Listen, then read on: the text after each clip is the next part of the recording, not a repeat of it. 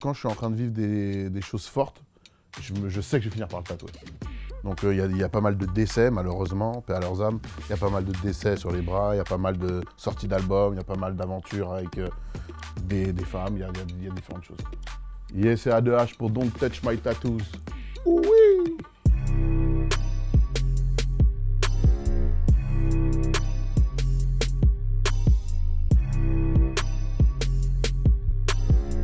Moi, j'ai toujours été fasciné par les tatouages un peu de pirates ou de vieux voyous latinos. Et du coup, je trouve ça super cool. Donc c'est pour ça que j'ai plein de flash, j'ai plein de trucs old school un peu partout. C'est vraiment le format qui me plaît le plus.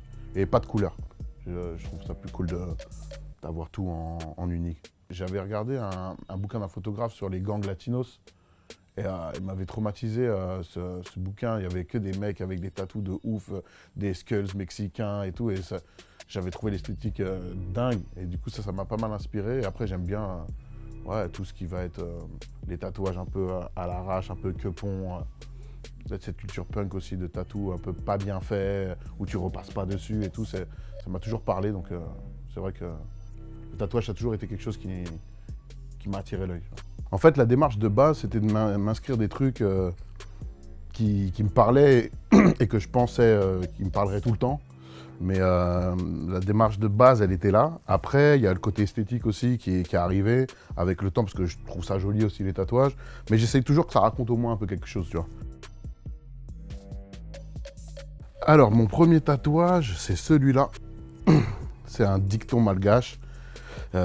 Qui se traduit de plusieurs manières différentes finalement, parce que ma grand-mère dit que ça veut dire « le langage des yeux n'est pas bancal », mais une tante me dit que c'est plus un proverbe qui veut dire « celui qui parle ouvertement ne doit pas être blâmé ».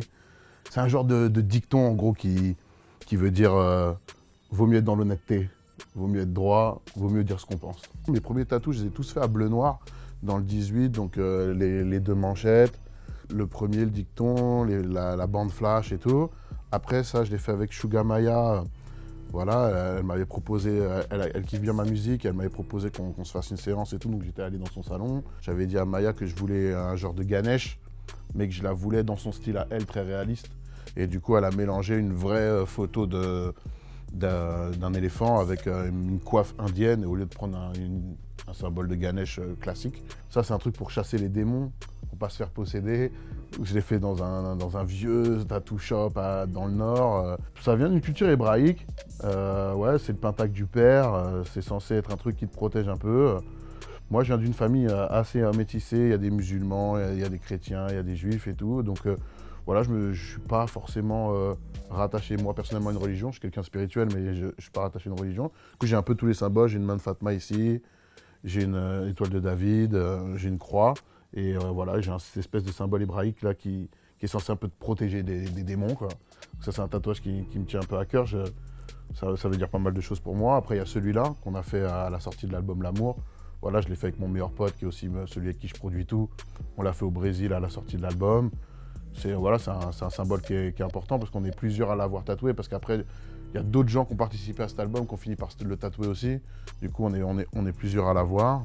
Ça, c'est le gars de Zigzag. Parce que le tout premier joint que j'ai fumé, je l'ai fumé dans une feuille zigzag. C'était les feuilles hyper épaisses, ça te tuait la gorge. Et je trouvais ça rigolo d'immortaliser ce truc-là. Du coup, je me suis tatoué le bonhomme Zigzag. Celui-là aussi, je l'aime bien, le tatouage Bondage. Je trouve ça cool. J'aime bien le bondage. Donc, je l'ai mis sur mon bras. Le dernier, c'est celui-là.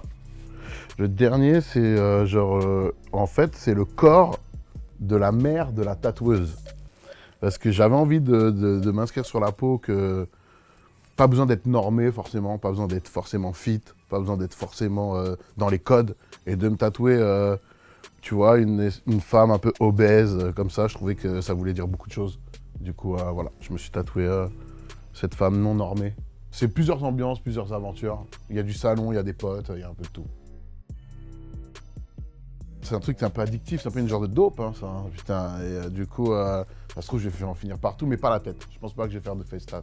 Déjà que ça a été pas forcément facile, à première vue pour ma mère de voir que je commençais à être couvert. Je vais pas lui infliger non plus la face, tu vois. Je pense que je vais faire le ventre. Faut que je perde un peu de poids avant, parce qu'on est au régime en ce moment, mais je vais finir par faire le ventre. Ça me fait pas mal du tout. Alors souvent les gens ils disent ouais tu fais genre et tout, t'as pas mal, mais je vous jure, vous pouvez demander à tous les tatoueurs qui m'ont tatoué, je m'endors. Genre la plupart je m'endors, j'ai ronflé quoi. Genre j'ai ronflé pendant la plupart des séances et ça me fait pas du tout mal. C'est juste un peu chiant, des fois t'es dans une position un peu contraignante, c'est comme ça et ça commence à... ça vibre, ça picote, mais j'ai jamais eu mal quoi. Pour l'instant j'ai jamais eu mal. Si tu veux te tatouer, pour moi, réfléchis bien à l'avance en vrai.